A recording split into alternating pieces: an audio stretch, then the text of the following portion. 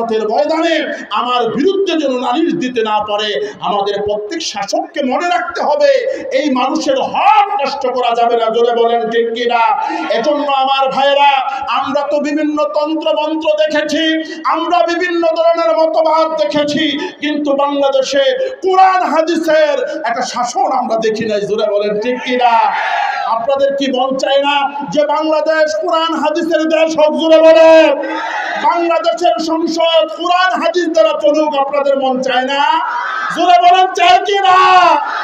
আমরা যদি সত্যিকার অর্থে চাই এদেশ কোরআন হাদিসের শাসন চলুক, এদেশ মদিনার সনদ, সত্যিকার মদিনার সনদে চলুক, এদেশ শান্তির এরকম ভাবে সুন্দর একটা পরিবেশ হবে, সেখানে অমুসলিম যারা আছে, আমার মুসলিম ভাই বোন যারা আছে, তারা তাদের অধিকার পরিপূর্ণভাবে লাভ করবে। জোরে বলেন ঠিক কিনা?